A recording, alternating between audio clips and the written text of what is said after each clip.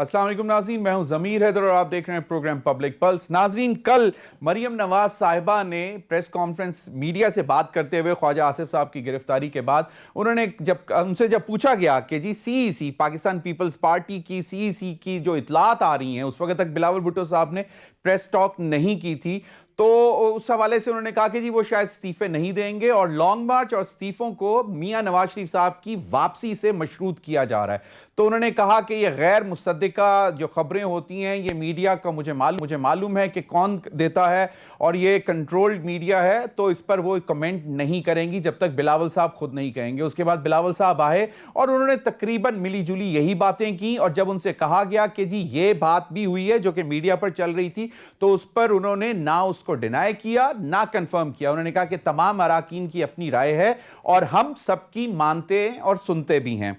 तो ये अब उसके बाद आज शाह महमूद कुरैशी साहब ने बड़ी दिलचस्प बात की और कि जी पीपल्स पार्टी का जो सियासी तीर है उसने मरियम नवाज और मौलाना फजलुर रहमान साहब के बयानिए से वो आर पार हो गया। यानी कि जो तीर पीपल्स पार्टी ने बिलावल भुट्टो जरदारी साहब ने कल चलाया, वो शायद अब नागुज़ीर हो गया है, मानना पड़ेगा। और इसी वजह से कहा जा रहा है कि पाकिस्तान मुस्लिम लीग नून भी अब सेनेट के इंतखाबात या ज़िमनी इंतखाबात जो हो रहे हैं उससे पहले उनमें हिस्सा लेगी, क्योंकि बिलावल साहब ने कहा कि अगर हम मिलकर सेनेट के इंतखाबात में जाएं तो शायद हम कोई बेहतर पोजीशन ले सकते हैं सेनेट में। इस पर यकीनन बातचीत हो रही है और अब PMLN के अंदर से भी ये आवाज़ें उठ रही हैं कि शायद उनको पहले भी, और आपको याद है ख्वाजा आसिफ साहब जो कि कल नैब की कस्टडी में चले गए, उन्होंने कुछ अर्सा पहले गालिबन 29 या 30 सितंबर को एक निजी टीवी के प्रोग्राम में कहा था कि शायद वो आसिफ अली जरदारी साहब की किसी बात पर एतमाद करने को तैयार नहीं है। उसके बाद उनकी लीडरशिप ने उनसे सर्जनिश भी की, लेकिन वो इस बात पर कायम रहे।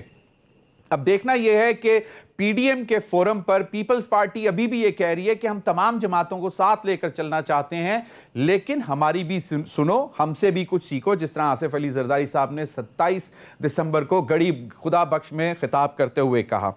नाज़रीन, दूसरी जानिब मरियम साहिबा इस्तीफों का जो मामला है, आज राना सनाउल्लाह साहब ने भी उस हवाले से बात की, वो भी आपको सुनवाएंगे जब वो ख्वाजा आसिफ साहब के साथ अकाउंटेबिलिटी कोर्ट में गए, जहां वो राहदारी रिमांड लेने गए थे लाहौर लेकर जाने के लिए जनाब ख्वाजा आसिफ साहब को, जिसको कहा जा रहा है कि ये एक और बहुत बड़ा सियासी जो है वो इंतकाम है। वहाँ पर भी राना सनाउल्लाह साहब ने भी गुफ्तगू की और उन्होंने कहा कि इस्तीफ़ों की बात जो है वो पीपल्स पार्टी जो कह रही है उनकी भी सुन लेनी चाहिए, वो भी सही कहते हैं। और वैसे तो जो बात वाजे है वो यही है कि जी 31 दिसंबर तक तमाम इस्तीफ़े लीडरशिप के पास आएंगे और उसके बाद फैसला होगा कि लॉन्ग मार्च होगा, लॉन्ग मार्च के बाद इस्तीफ़े होंगे, ये भी एक सामने है। लेकिन मरियम नवाज साहिबा ने 26 दिसंबर को सखर में वर्कर्स कन्वेंशन से खिताब करते हुए कहा कि हमारे 2 अरकान के शरारतन इस्तीफे जो हैं वो चले गए स्पीकर के पास, तो लेकिन अब मैं उनको कहती हूं कि जाएं वो स्पीकर के पास और उनके मुंह पे मारें और उनको कहें कि इनको कबूल करो। और वही 2 अरकान आज सेक्रेटरी कौमी असेंबली के पास गए और उन्होंने कहा कि जी ये इस्तीफे तो जाली हैं, वापस करें, हम तो नहीं इस्तीफा दे रहे। और उनमें से एक मरियम नवाज साहिबा के जेठ हैं जी, सज्जाद अवान साहब जो हैं वो मरियम नवाज साहिबा के रिश्तेदार कैप्टन सफदर अवान साहब के बड़े भाई हैं।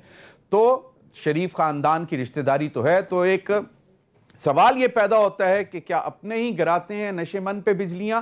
तो ये तो एक बगावत की समझनी चाहिए कि ये क्या हो रहा है। इन तमाम मामलात पर बात करेंगे।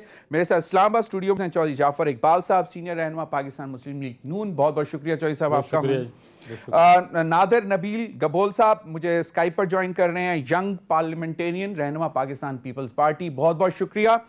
फिरदौस शमीम नकवी साहब, leader of the opposition Sindh assembly में, सीनियर रहनुमा पाकिस्तान तहरीक इंसाफ, बहुत बहुत शुक्रिया नकवी साहब आपका भी। चौधरी जाफर इकबाल साहब, मैं ये पहले जो है आपको मरियम नवाज साहिबा का, क्योंकि इस्तीफों का मामला आज राना सनाउल्लाह साहब ने भी बात की है, तो मरियम नवाज साहिबा ने 26 तारीख को क्या कहा ये जरा सुनवा दीजिए प्रोड्यूसर साहब। चौधरी जाफर इकबाल साहब, 26 तारीख को मरियम नवाज साहिबा सक्खर में वर्कर्स कन्वेंशन पे एक डायरेक्शन दे रही हैं उन्हीं दो मेंबर्स को जिन्होंने इस्तीफे, जिनके वो कहती हैं शरारतन गए। लेकिन ये भी अब सोचने की बात है कि इसका तो फोरेंसिक हो सकता है कि कहां से, किस रूट से किस तरह पहुंचे स्पीकर तक। लेकिन और फिर आज यानी कि 30 दिसंबर को वो दोनों मेंबर्स सेक्रेटरी के पास जाते हैं और जाकर कहते हैं कि जी ये तो जाली हैं, ये हमें वापस करें। और अब इस पे कानून के तहत वो कहते हैं कि हम जायज़ा लेंगे। बिस्मिल्लाहिर्रहमानिर्रहीम। बहुत शुक्रिया। शायद आप इसी बात को हॉट सीट कह रहे थे कि आज है। देखें, आपकी सारी ये गुफ्तगू दो नुकात पे थी। एक कि पीडीएम नहीं रहा, जो मुझे नज़र आया आपकी गुफ्तगू से, और दूसरा ये कि मुस्लिम लीग नून ने इस्तीफ़ों का कहा था और अब शायद वापस उससे चले गए। मुस्लिम लीग नून ने इस्तीफ़ों का कहा कि पार्टी क़यादत के पास लोग जमा कराएंगे और वो करा रहे हैं जमा। आगे कब असेंबली में इस्तीफ़े पेश करने हैं वो पीडीएम की क़यादत जब तय करेगी तो उसके मुताबिक किए जाएंगे। और आज जो दो अरकान ने कहा, बड़ी सीधी सी बात है, जब आपने पार्टी क़यादत को इस्तीफ़ा भेजा है, अब कहीं सोशल मीडिया है, मैं आज देख रहा था हिना परवेज़ भट्ट साहिबा का भी इस्तीफ़ा किसी ने इसी तरह से, तो अगर कोई पिक्चर लेके उसकी कलर्ड कॉपी करके कोई पहुंचा देता है तो वो इस्तीफ़ा, हमने अभी तक बतौर पार्टी ये फैसला नहीं किया कि हम जाके कौमी असम्बली और सूबाई असम्बलियों में या सेनेट में इस्तीफ़े जमा कराएंगे। जब हम फैसला करेंगे तो इंशाअल्लाह आज के दिन तक मियां मोहम्मद नवाज शरीफ की क़यादत में जो फैसले हुए उन सब के ऊपर अमल दरामद हुआ है और ये हमारा हक है कि हम बतौर पार्टी जो फैसला करें उसके ऊपर जो है वो पूरे भी उतरें। हमारा फ़र्ज़ है हम पूरे उतरें और ये हमारा हक है कि हम अपने फ़ैसले खुद करें। तो अभी हमारा ये फ़ैसला है पार्टी का सबका कि पार्टी क़यादत के पास इस्तीफ़े आएंगे। और दो अरकान ने बिल्कुल जाके दुरुस्त बात कही, उन्होंने स्पीकर को इस्तीफे नहीं भेजे। उन्होंने तो जाली करार दे दिया है जी। अगर ये स्पीकर जेन्युइन है और अपनी लीडरशिप के पास गए थे तो वो जाली कैसे करोगे? जाली ऐसे ही हुए ज़मीर साहब कि अगर आप कलर्ड कॉपी लेते हैं, बहुत कुछ सोशल मीडिया पे आ रहे हैं लोगों के इस्तीफे। मरियम नवाज साहिबा ने, आपने सुना क्या कहा? मरियम नवाज साहिबा ने क्या मुझे बात कर लेने देना, 4 दिन पहले बात की है जी। अगर वो इस्तीफे हमारे थे, हमने भेजे थे, तो हमने उन्हें कबूल करना था। मरियम साहिबा का कहना यह था कि अगर अरकान ने गलती से भेज दिए, जब हमने भेजे नहीं, हमने स्पीकर ऑफिस को दिए नहीं, हमने नेशनल असेंबली सेक्रेटरीट अभी भेजे नहीं, तो कोई हमारी कनपटी पे पिस्टल रख के कैसे कहेगा कि जी आप ये बात आज माने? हमने इस्तीफे अपनी पार्टी क़यादत के पास जमा कराए हैं। मरियम बीबी ने यह कहा कि अगर आपने दे दिए इस्तीफे, लेकिन उन्होंने, अरकान ने कहा कि हमने नहीं दिए कौमी असम्बली के सेक्रेटरीट में। अगर गलती से भी दे दिए होते, हमने भेजे होते, तो हम ऑन करते उन्हें। जब हमने भेजे नहीं सेक्रेटरीट में। जब आपकी सीनियर वाइस प्रेसिडेंट पीएमएलएन की ये कह रही हैं कि शरारतन अगर चले भी गए हैं तो जाओ, चले गए साहब, अगर चले गए हैं तो देखिए, चाहे वो जाली हो, फर्क है ना। अच्छा, वो जाली है, सुन लेना। हाँ जी। एक फर्क यह है कि मैं या मुर्तजा जवेद अब्बासी साहब इस्तीफा भेज दिया, और सजाद अवान साहब जो कि जेठ हैं मरियम सदर साहिबा के, सजाद अवान साहब उन्होंने भेज दिया कौमी असम्बली को, तो फिर कबूल करना था हमने। जब हमने भेजा नहीं, कोई सोशल मीडिया से उठाता है, नेट से उठाता है, कलर्ड कॉपी करता है और करके वहां भेज देता है, तो उसे क्यों हम कबूल करेंगे? अब ये हमने सूरत हाल है जी, बहुत दिलचस्प। और दूसरी बात यह है कि आज के अहम मसाइल में मुल्क के अंदर गैस की शॉर्टेज है, आपको उन दो इस्तीफों की बात आ रही है। उसके अलावा रही बात पीडीएम की कि आप कह रहे हैं बिलावल साहब ने ये कहा, मरियम साहब ने ये कहा, राना सनाउल्लाह साहब। अगर फोरेंसिक हो जाता है इन इस्तीफों का और उसमें कंफर्म हो जाता है कि जाली नहीं है, तो फिर क्या सूरत हाल होगी?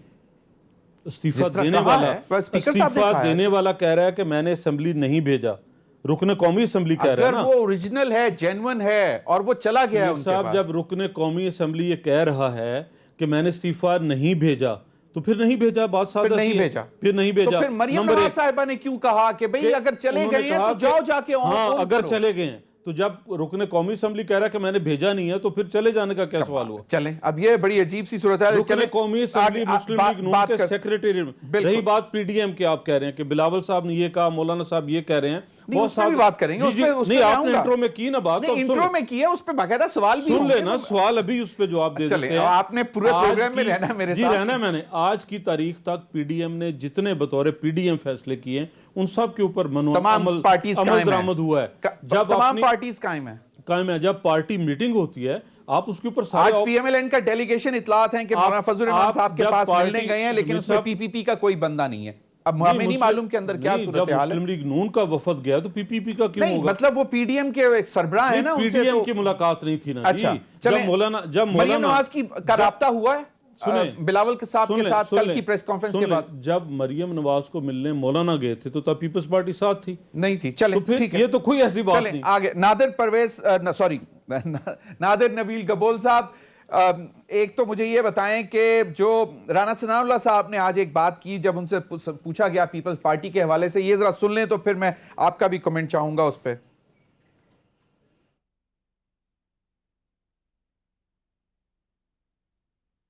जी नबील गबोल साहब, एंडोर्स किया है राना सनाउल्लाह साहब, कहते हैं कि इस्तीफों का मामला एंडोर्स किया है।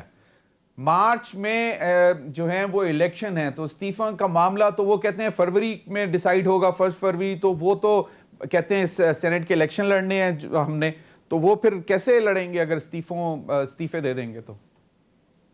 देखिए हम लोग ऑप्टिमिस्टिक हैं इस वक्त। उम्मीद इस वक्त हमारी यही है कि इंशाल्लाह इन हाउस चेंज आएगा और इमरान खान प्राइम मिनिस्टर की कुर्सी पे बरकरार नहीं रहेगा। और अगर ऐसा होता है तो फिर तो असेंबली तहलील करने की जरूरत नहीं है, ना वफाक में और ना ही सूबों में। तो फिर ज़मीनी इलेक्शन में भी हम हिस्सा लेंगे, सेनेट के इलेक्शन में भी हम हिस्सा लेंगे। इस्तीफे तो हम तब करेंगे अगर 31 जनवरी तक इमरान खान को ये बात समझ में नहीं आती कि वो सर्टिफाइड नाअहल हो चुका है और पाकिस्तान का जो इस वक्त माशी और उसके अलावा जो दीगर इश्यूज हैं, उसके बाद इमरान खान के पास कोई भी एथिकल या मॉरल ग्राउंड्स नहीं है कि वो प्राइम मिनिस्टर की कुर्सी पे बैठे रहे। क्योंकि उसने तो यही वादे किए थे ना कि मैं आऊंगा अगले दिन ही आईएमएफ के मुंह पे लोन वापस मार दूंगा, 1 करोड़ नौकरियां दे दूंगा, महंगाई कम कर दूंगा। तो ऐसा तो कुछ हुआ नहीं है। तो हमारी सियासत पाकिस्तान पीपल्स पार्टी की, चाहे शहीद जुल्फिकार अली भुट्टो की या शहीद मोहतरमा बेनजीर भुट्टो की, वो यही है कि अपने ऑप्शंस आप खुले रखें और किसी को भी आप स्पेस नहीं। अगर हम कबल वक्त ही हम इस्तीफे देके बैठ जाएं और बाई इलेक्शन में भी हिस्सा नहीं लें, तो फिर तो हम इमरान खान को स्ट्रॉन्ग स्पेस दे देंगे। बिल्कुल सही। लेकिन ये बातें कल जब बिलावल साहब से पूछा गया कि जनाब मशरूत किया जा रहा है लॉन्ग मार्च को और इस्तीफों को मियां नवाज शरीफ साहब की वापसी से, कि वो वापस आए और आके लीड करें, तो उस पर उन्होंने डिनाई नहीं किया, ना कंफर्म किया। इस हवाले से क्या कहते हैं आप? देखें, नहीं, हमारा मुतालबा तो एक ही है कि इमरान खान को, क्योंकि उसके पास एक असल अवाम का मैंडेट नहीं है, वो सिलेक्टेड है और एग्रीड। लेकिन पीडीएम के फोरम से मूवमेंट जो इमरान खान साहब के खिलाफ चलनी है, उस हवाले से मुझे बताएं ना। वो तो मानते हैं कि आपका एक स्टैंड है, फर्म स्टैंड है कि he selected, he is not elected. चलें, तो पीडीएम का प्लेटफॉर्म का मुतालबा यही है ना कि बस इमरान खान जाए, इसके साथ कोई मतलब अटैच शर्त नहीं है कि नवाज शरीफ आए पीपल्स या ना पार्टी आए। ने ये शर्त नहीं रखी कि लॉन्ग मार्च भी वो लीड करें आके मियां नवाज शरीफ, और इस्तीफों का मामला भी तब होगा जब वो पाकिस्तान आएंगे। ये शर्त नहीं है?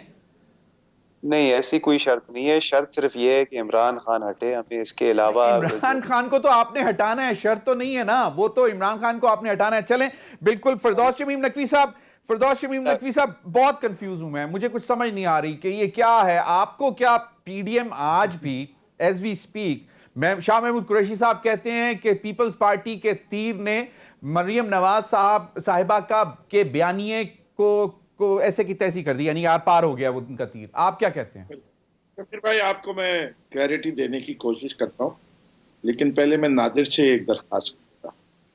इनके वालिद साहब की गुफ्तगू हमेशा बड़ी सुस्ता अल्फाज हुई। इंसान को अपनी उम्र का ख्याल रखना चाहिए और हमारी तहजीब हमें यह सिखाती है, जब भी हम अपनी उम्र से बड़े लोगों की बात करें तो उनका नाम इतनी जिल्लत के साथ नहीं लिया जाता है और तड़ाक नहीं की जाती। बाकी आप नौजवान हैं, आप जिस तरह आपका तर्ज गुजर रखना चाहे रखें। देखिए, माशाल्लाह बात ख्याल सारी रखते ये हैं। जी, मैं तो सिर्फ अभी जिस तरह आप रिपीट कर लीजिएगा, देख लीजिएगा किस तरीके से उन्हें। इमरान खान साहब अगर मेरा दो तीन जरा क्लिप सुना दे इमरान खान साहब के, कितने वो उसको एहतराम से एंडोर्स बोलते नहीं हैं। कर रहे जी, वो एंडोर्स नहीं कर रहे, वो अपनी बात कर रहे हैं कि हम चलें। जी, देखिए, पहली चीज तो इनसे ये पूछता हूं कि ये जो सेनेट के इलेक्शन में हिस्सा ले, ये सिलेक्टेड पार्लियामेंटेरियंस वोट दे रहे हैं या इलेक्टेड पार्लियामेंटेरियंस वोट देंगे सिंध के? मैं सिर्फ सिंध से ही पूछ लेता हूं। और अगर सिलेक्टेड पार्लियामेंटेरियंस वोट दे रहे हैं तो जो सेनेटर्स निकलेंगे उनको क्या कहेंगे, कोई ट्रांसजेंडर कहेंगे? बहुत जैसे कि अच्छा ये तो लफ्ज़ इस्तेमाल इलेक्टेड किया। लोग इलेक्टेड बनते, ये कौन सी नस्ल होगी? और जो मेरे भाई और साहब आंखों में धूल डालने की कोशिश कर रहे हैं, उसके कैसा अंदर आप कैसा इन दोनों हजरात फिरदौस का मीम बयान नकवी जिस साहब, दिन ये पार्लियामेंटेरियंस के बारे में रेजिग्नेशन कैसे पहुंचे थे, आपने नहीं नहीं, ये उन्हीं नहीं, ने इस कौन से बात का अल्फाज इतराफ इस्तेमाल किया कि अभी हमने वो भेजे थे, clarify ये कर रहे गलती से असेंबली रेजिग्नेशन ये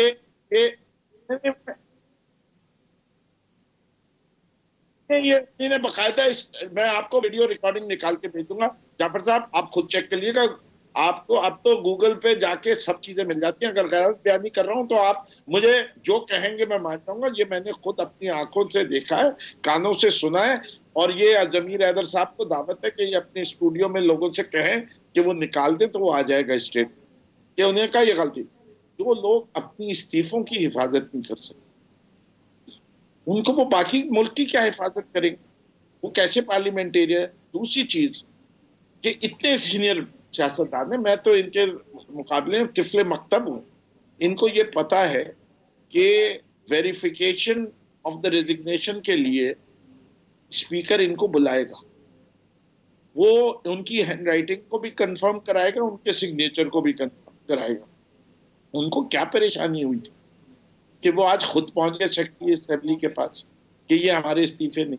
भाई आपको बुलाया गया था, आपके पेट में क्यों दर्द हो रहा है? भाई आपने तो भेजे ही नहीं, जब भेजे ही नहीं तो आप गए क्यों? तो बात ये है कि मेरे भाई इतना झूठ बोलो, इतना झूठ बोलो कि ग्लोबल बन जाओ। अगर आपने यही बनना है ग्लोबल तो बन जाइए। लेकिन अब दुनिया आज के दौर में, आजकल ये जो टीवी है ना, और इसका जो रिकॉर्ड कीपिंग और जो टैगलाइन करके ये सर्च कर लेते हैं, तो आपका यही इंटरव्यू आपके गले पे। तो मैं ये समझता हूं कि कानून ये कहता है कि स्पीकर विल आस्क देम, बुलाएगा उनको, उनसे वेरीफाई करवाएगा, उसके सामने उन्हें बयान देना होगा, उसके बाद उसकी मर्जी है वो एक्सेप्ट करे या नहीं करे। और ये एक्सरसाइज पाकिस्तान तहरीक इंसाफ के पार्लियामेंटेरियंस ने भरने के दौरान जो दिए थे, हमने अपने इस्तीफे जमा कराए थे, अयाज सादिक साहब ने उनको कबूल नहीं किया और चलता रहा, और उसके बाद जो उसको छुआ वो तारीख का हिस्सा है। सही। आप तो इस्तीफे देने के लिए ख्वाहिशमंद है और हम उनको कबूल करने के ख्वाहिशमंद है। हमारा इम्तिहान उस वक्त होगा जिस दिन आपके इस्तीफे सारे आ जाएंगे और हम कबूल नहीं करें। सही, भाई बिल्कुल। आप देर मत, फिरदौस आप फिरदौस बरादर इमाम, आप देर मत कीजिए। जो वादा आपने कौम से कर रहे हैं, अगस्त से आप बांगे दखल कह रहे हैं कि हम इस सिलेक्टेड पार्लियामेंट का हिस्सा नहीं बनना चाहते, हम ये सिलेक्टेड पार्लियामेंट छोड़ देंगे। अब उसी सिलेक्टेड पार्लियामेंट के अंदर, पार्लियामेंट के मतलब है दोनों हाउस, अब आप उसमें नुमाइंदे भेजना चाह रहे जिनके बारे में आप बता नहीं सकते कि जब ये सिलेक्टेड लोग उन सेनेटर्स को इलेक्ट करेंगे तो वो उनको आप बाद में मानेंगे कि वो इलेक्टेड है, या उससे भी मुकर जाएंगे? इसे कि वहां भी मेजॉरिटी पीटीआई की आएगी। नहीं, सिंध से पीपल्स पार्टी के आएंगे जी, सिंध से पीपल्स पार्टी के आएंगे यकीनन। लेकिन फिरदौस शमीम नकवी साहब, मेरा सवाल यह था कि यकीनन आपके भी बहुत सारे दोस्त हैं, पीपल्स पार्टी में भी हैं, जी, तो वो कोई सीईसी की अंदर की खबर जो जिनको नबील गबोल साहब ने डिनाई किया है, कल सारा दिन वो मीडिया पे चलते रहे, कहीं से डिनाई नहीं आया। बिलावल साहब ने भी कहा कि मैं ना डिनाई करूंगा ना कंफर्म करूंगा। तो आप जरा हमें, अभी मुझे कहा जा रहा है ब्रेक का वक्त हुआ है, ब्रेक के बाद ये भी दीजिएगा कि क्या वाकई मशरूत किया गया मियां नवाज शरीफ साहब की वापसी, क्योंकि बाबर अवान साहब कहते हैं कि अब उनका पासपोर्ट एक्सपायर हो रहा है और उनके पास अब ऑप्शंस बहुत लिमिटेड हैं। इस पर भी बात करेंगे। नाज़रीन, वक्त हुआ एक ब्रेक का, हमारे साथ रहिए।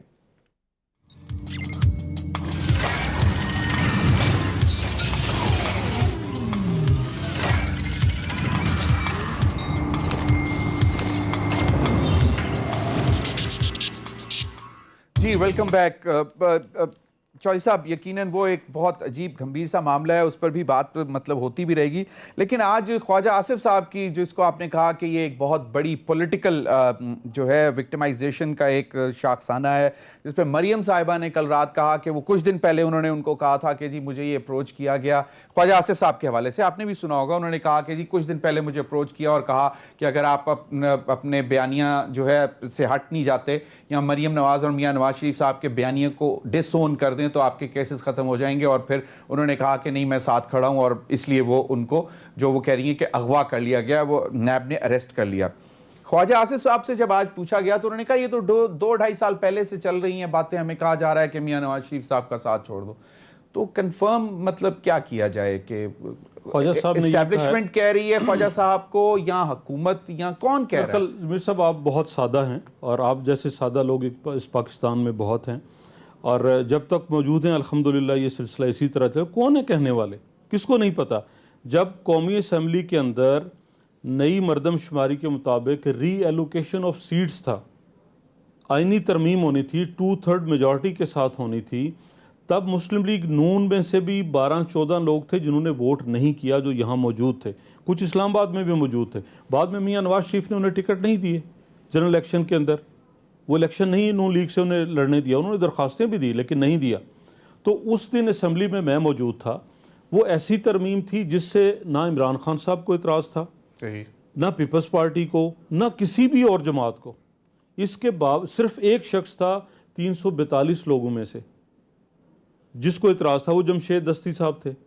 लेकिन इसके बावजूद जो आपको 2/3 मेजॉरिटी चाहिए थी वो 5 दिन नहीं पूरी हुई। कोई ऐसे मेहरबान थे, वो प्राइवेट नंबर से फ़ोन करते हैं, अब उनका नाम लेना जुर्म है, नाम लेंगे तो बहुत सारी आपको कीमत अदा करनी होगी, लेकिन वो मौजूद हैं।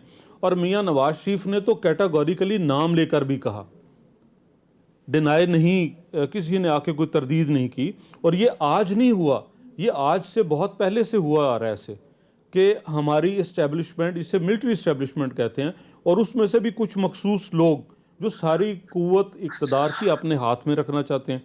अब उस दिन मेंबरान कौमी असम्बली को मना किया गया, और मुस्लिम लीग नून के जैसे मैंने बताया 12 लोग थे। ठीक है, ठीक है, मैं खुद उनमें शामिल हूँ।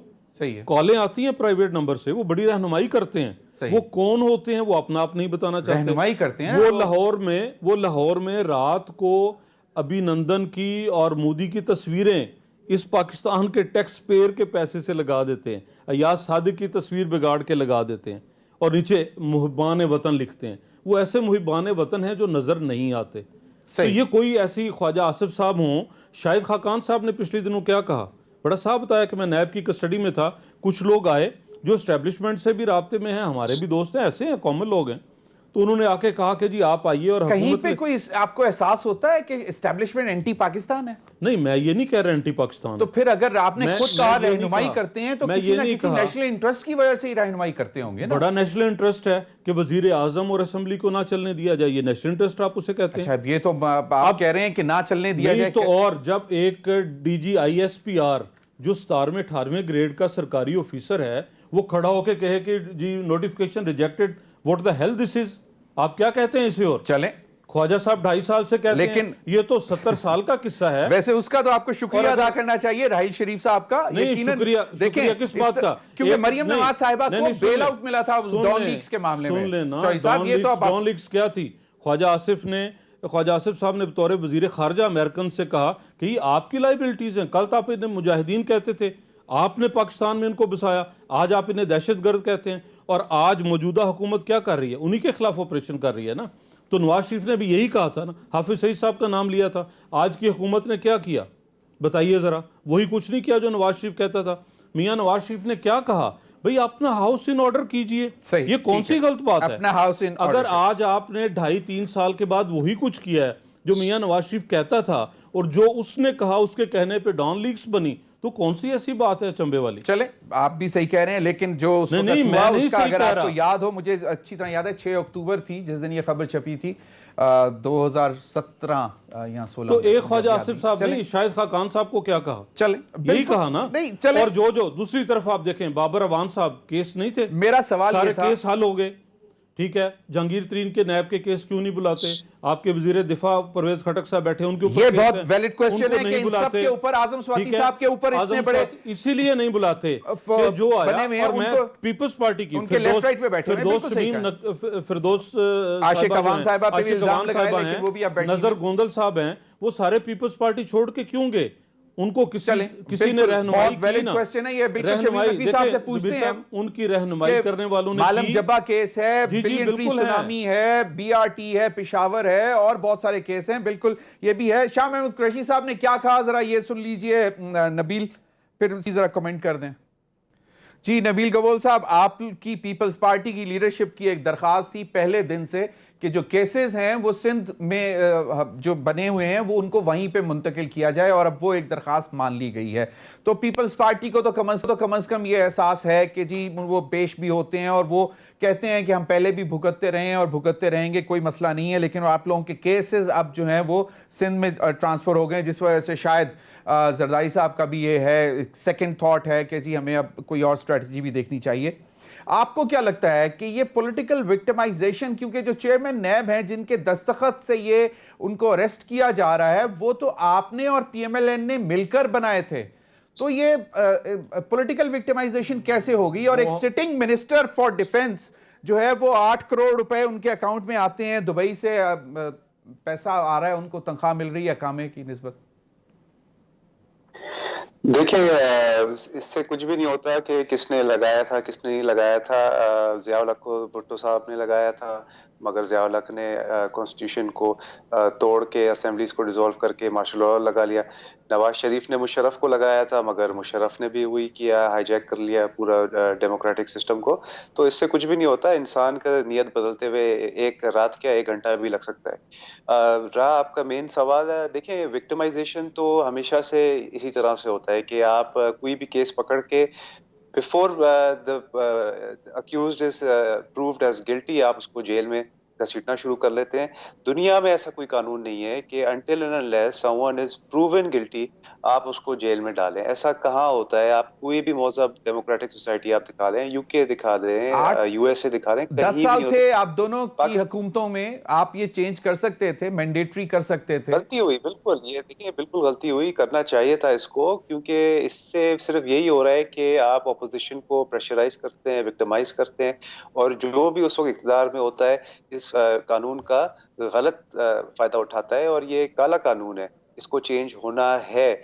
और इंशाल्लाह अगर हमारी हुकूमत आती है दोबारा, या अगर नवाज शरीफ साहब की पार्टी नून लीग की हुकूमत दोबारा आती है, तो मुझे उम्मीद है इस दफ़ा कि मरियम साहिबा और बिलावल साहब मिल के सबसे पहले तो इस काले कानून को बदलेंगे, जिसके तहत आपकी डेमोक्रेटिक प्रोसेस पूरी डिरेल हो जाती है। दुनिया का एक मुल्क बता दे जहाँ पे ऑपोजिशन लीडर नादिर गबोल साहब, सिंध में, मगर वफाक में ऑपोजिशन लीडर शहबाज शरीफ साहब है। नादिर गबोल, मुझे बताएं दुनिया में ऐसा कहाँ होता है कि ऑपोजिशन लीडर नेशनल असेंबली का जेल में बैठा हुआ है उसको, और उसको आप फिर बिल्कुल सही कहा नादिर गबोल साहब। एक आपने कहा कि मरियम सफदर साहिबा और बिलावल जरदारी साहब जो हैं मिलकर जो है वो कुछ बेहतर कर सकते हैं। मिलकर तो हमने आज ये भी देखा, इन आंखों ने ये भी देखा कि मरियम नवाज साहिबा फूल फेंक रही हैं बेनज़ीर भुट्टो साहिबा की कब्र पर और जुल्फ़िकार अली भुट्टो साहब की कब्र पर, और वो मरियम नवाज साहिबा उनकी साहबजादी हैं जो जिनके मेंटोर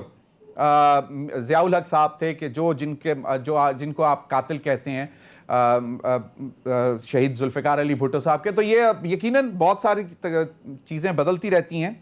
आपने सही फरमाया कि पॉलिटिकल विक्टिमाइजेशन होती है और हो रही है, लेकिन आपने ये भी तस्लीम किया कि कुछ तब्दीलियां करनी चाहिए थी, वो होती हैं।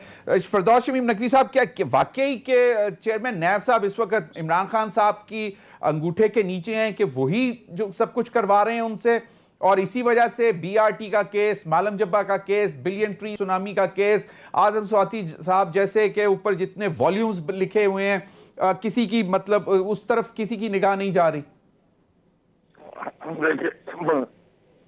पहले तो मैं जाफर इकबाल साहब की एक बात पे अगर इजाजत दें तो उसका गुजारत कर लूं, तो फिर आपके सवाल पे आ जाऊंगा, जवाब जरूर दूंगा, हाथ नहीं रहा उससे। देखिए जाफर साहब, जब तक आप इस निजाम से फायदा उठा रहे थे उस वक्त तक आपको इस निजाम में कोई बुराई नहीं नजर आती थी। आप जनरल जिलानी ने आपके 3 दफा जो वजीर आजम बने, ये तो हम तस्लीम करते हैं ना भाई। नहीं पहली चीज सुन लें जरा जी, चलिए सुन लें, फिर आपको मौका दूंगा, मैं आपको मौका दूंगा, मैं प्रॉमिस मौका दूंगा, कर रहे हैं ना, मैं आपको मौका दूंगा। यही कहा ना कि मिलिट्री एस्टेब्लिशमेंट की इन्वॉल्वमेंट है, वो तस्लीम कर रहे हैं। यही बात जी 1984 में इख्तिदार में आता है और 2017 में इख्तिदार में जाता है। 33 साल इसको इस बात का ख्याल नहीं आता कि ये जो सिस्टम है ये सिस्टम खराब है, इस सिस्टम को मुझे दुरुस्त करना है। तो जब इनको इस सिस्टम की wrong side of the stick नजर आने लगी तब ये बिलबिला रहे। बात ये कि हम एक जमहूरी मुल्क है, हमें जमहूरियत के इक़दार को बढ़ाना चाहिए, इस्टेब्लिशमेंट का रोल नहीं होना चाहिए, लेकिन इस तरीके से पाकिस्तान की एक वाहिद इंस्टीट्यूशन है इस वक्त जिसे पाकिस्तान अफवाज कहते हैं, जो इस मुल्क की यूनिटी की इसमें जामिन है। अगर आप इस इंस्टीट्यूशन को बदनाम करके, इसको तबाह करके, इनके इसी बयान को जब इंडिया का टीवी चलाएगा और इंटरनेशनल टीवी चलाएगा, तो क्या ये पाकिस्तान की खिदमत कर रहे हैं या पाकिस्तान के साथ अपनी कोई दुश्मनी निकाल रहे हैं? इससे कि मैं समझता हूं कि हम हजरात जिनको अल्लाह मियां ने शऊर दिया है, हमें जबान दी है, और हम जब पब्लिक मीडिया पे बात कर रहे हैं तो हमें कितनी एहतियात से अपनी जबान का इस्तेमाल करना चाहिए।